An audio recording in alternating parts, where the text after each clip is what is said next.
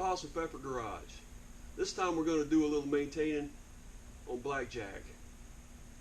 And I'm going to break something. Guaranteed. Definitely.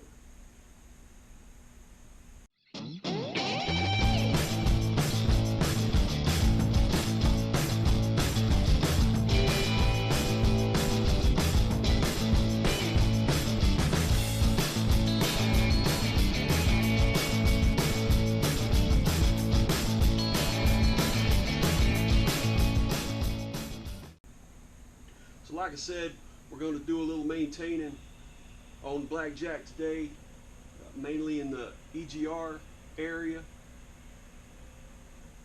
With supply chain issues, everybody knows things aren't as available as they used to be, and if you find them, they're crazy expensive. And I know anybody that's been down to the Piggly Wiggly lately, I don't need to do any explaining on that. You have a firm grasp on that concept. So we're going to try to do a little workaround. The big issue with this particular task is broken bolts. The bolts love to break, especially this one right here. That one loves to break. So we're going to be real careful with that, do the best we can. Here at Hoss and Pfeffer Garage, we strive to fix more things than we break. That may be a challenge today. We'll see how we do. Alright, so what we got going on here, folks, is some of the parts we've got kind of laid out. And so basically what we're doing, until we were able to get said parts, we're going to put these little covers on to keep bugs and critters and whatnot from diving off in the holes and orifices. So we're gonna install this stuff. Once we are able to get the OEM parts, we will we'll install those. But for right now, this is what we're going to do to just kind of close up the orifices and whatnot. Got a few tools laid out. My secret weapon, I'm hoping, is this little magic box right here. So like I was talking about with the bolts breaking, this little gem right here should help me fix said broken bolts if and when I break said difficult bolts. So without this present on the premises, I have a 237% chance of breaking every bolt on the truck. With this here, I'm only probably going to break about half of them. So little insurance here. I might even get lucky and not break a single one. No, but it's fun to think about. I don't know what that kind of life would be like, but I imagine it sometimes. But I'm very quickly brought back to reality. That's why I have to have things like this. So with that, we're gonna start rounding all this stuff up and get it going and see what we break and don't break. Alright folks, so we're gonna start off with peeling off a lot of these peripherals, airbox, intake, whatnot. Hopefully open the space up a little bit, give us a little elbow room, work a little bit easier. Hopefully help us not break every bolt we touch. I'm hopeful. It's not probable, but I'm hopeful. So we're going to get started on that.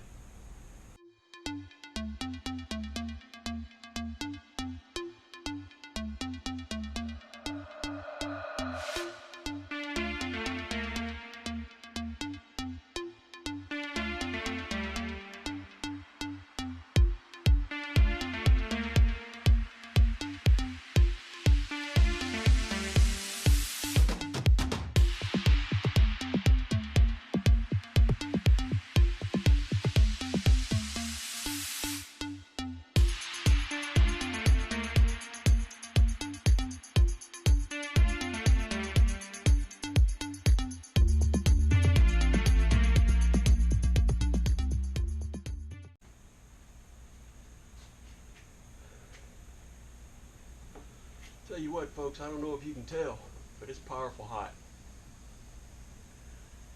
I've got the SpongeBob wet pants happening right now.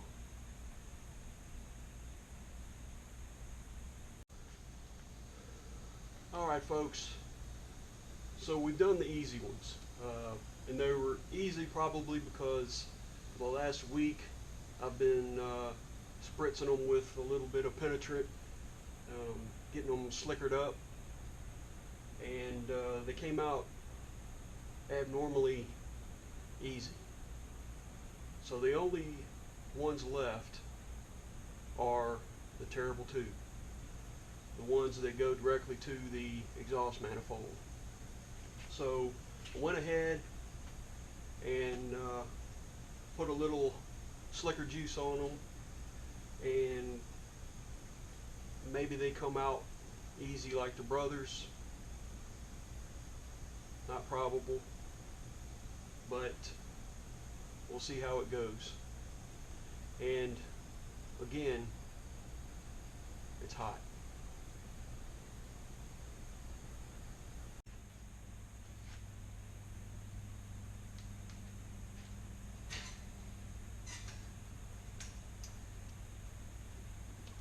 All right, here we go. Cover your ears, darling.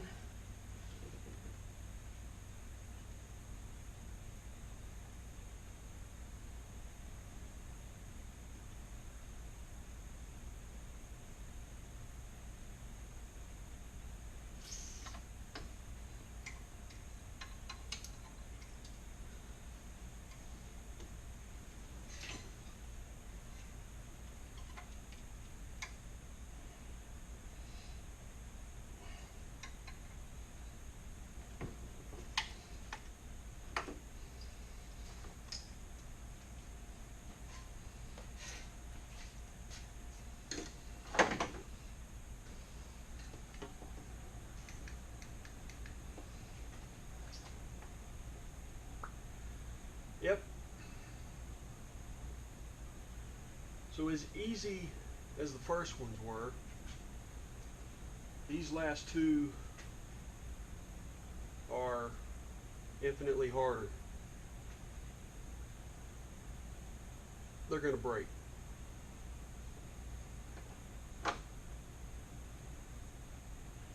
So, here at Hoss and Pfeffer Garage, when you anticipate breaking something or immediately after breaking something, it's called break time.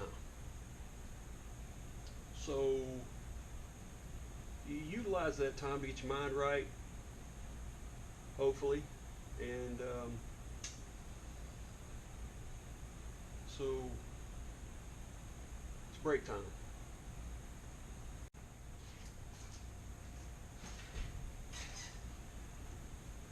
All right, so we had a little time to reflect on project breaking stuff. So one thing you want to do, you don't want to fiddle around when it's inevitable that it's going to break.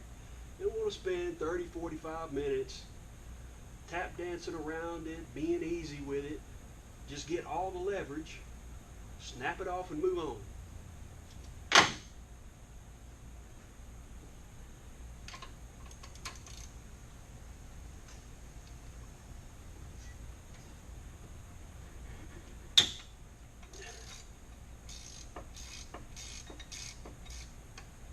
Huh.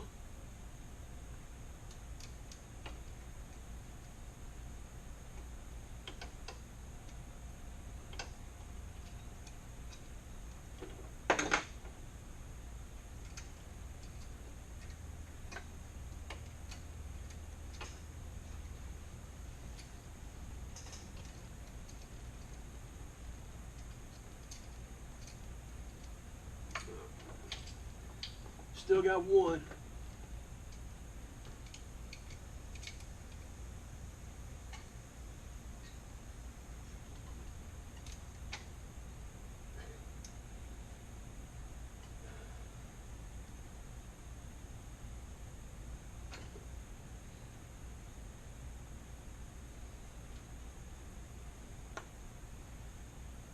That one broke.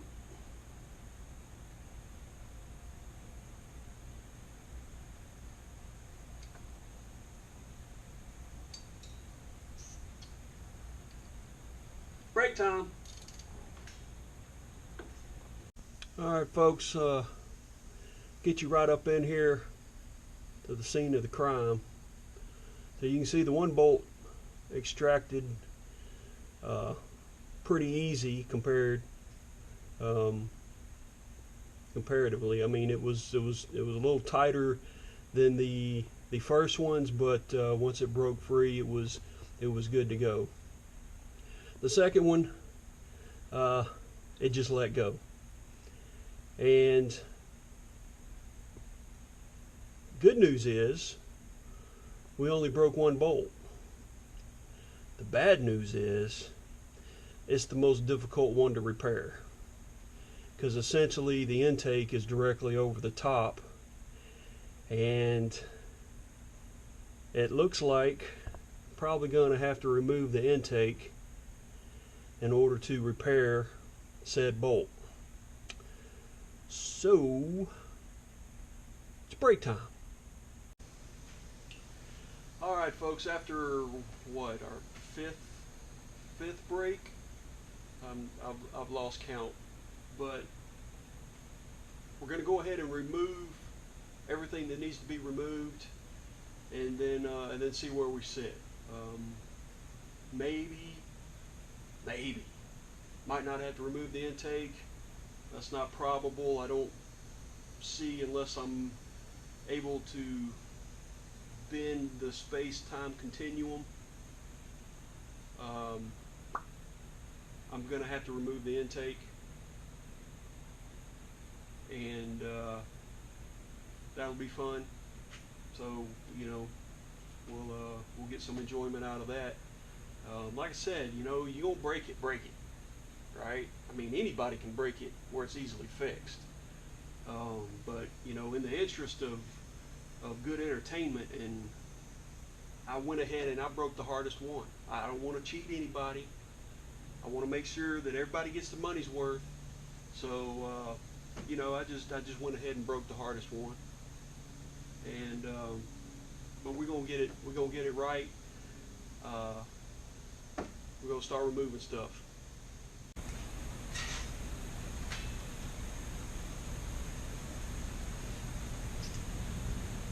And you never know. We might even break some more stuff.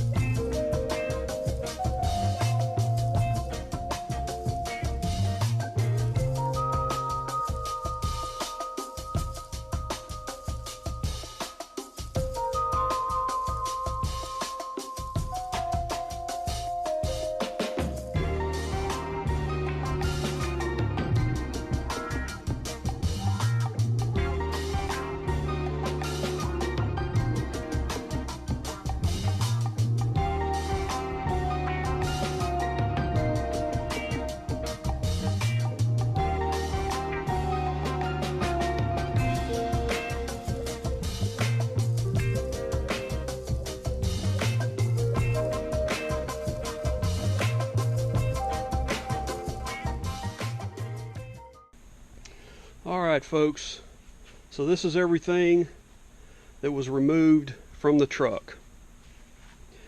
And might I say, modern engineering practices never cease to amaze me.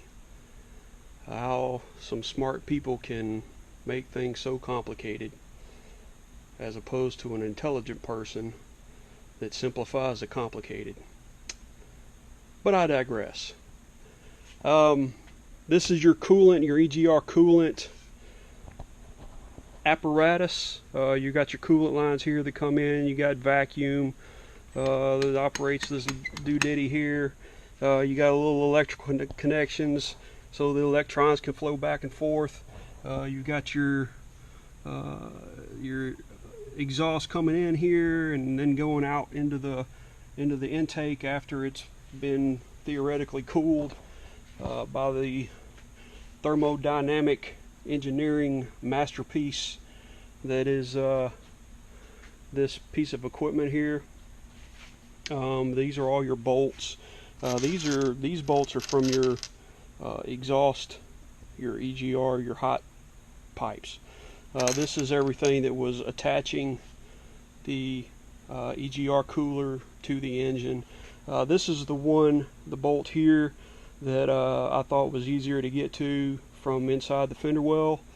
And then as far as the coolant goes, this thing, you know, you would think that it might hold maybe a gallon and a half of coolant.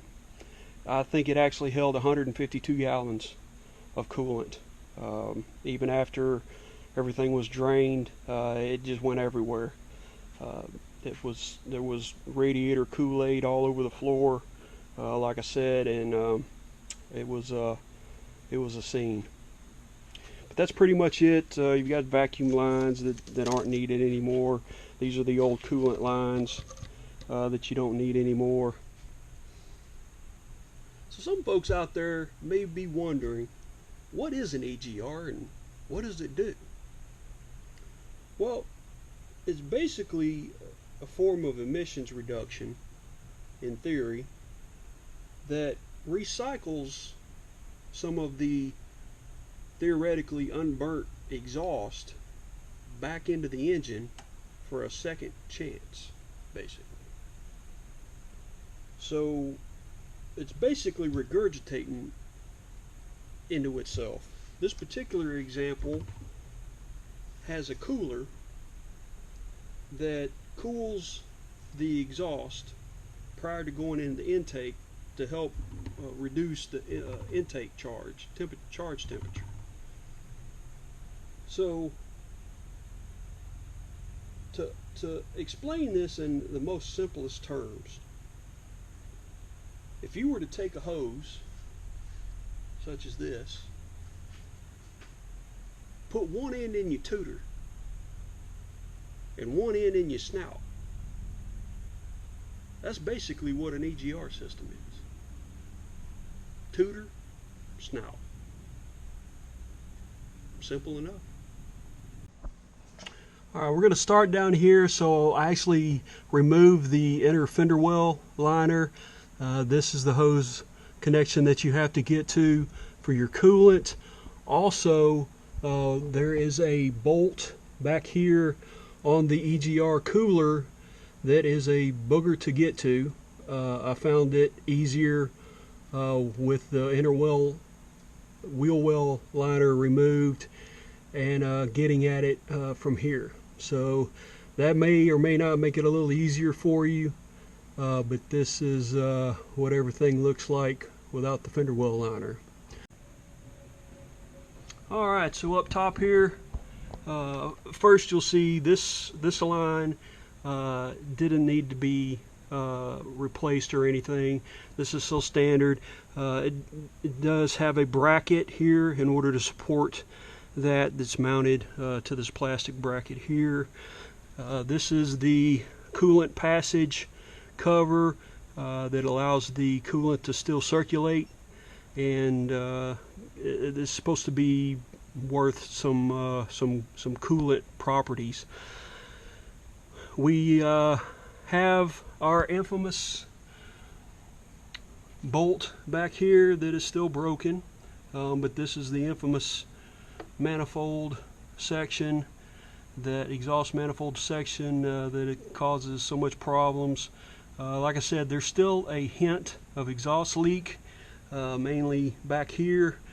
Not too bad.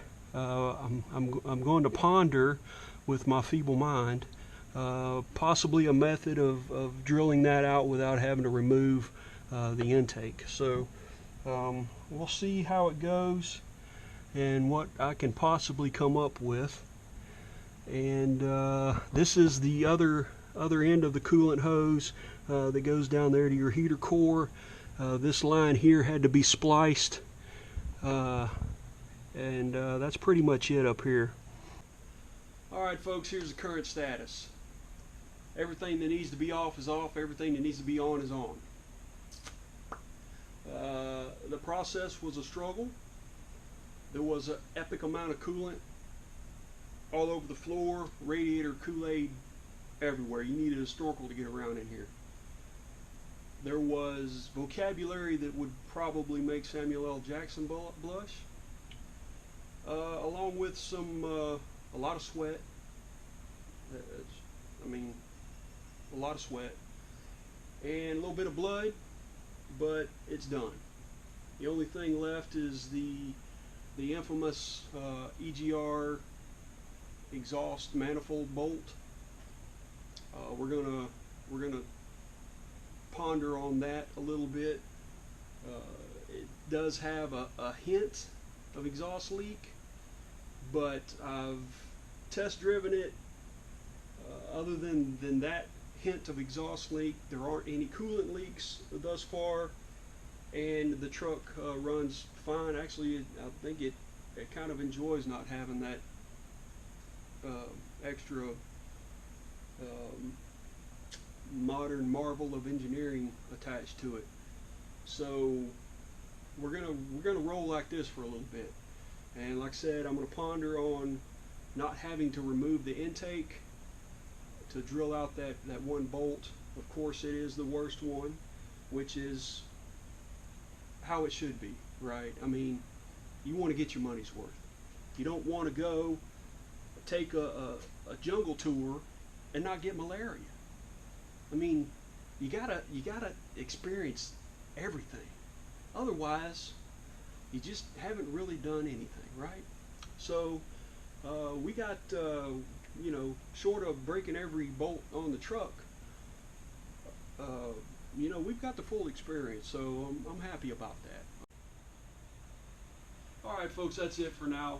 Got a little buttoning up to do, get the fender well liner back in and some odd and end stuff. But I hope you liked this episode, and if you did, like, share, subscribe.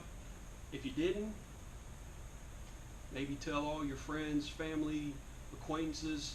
In fact, send them the link and tell them it's the worst YouTube video that you've ever seen in your entire life, and that it would be a complete waste of their time to watch said YouTube video.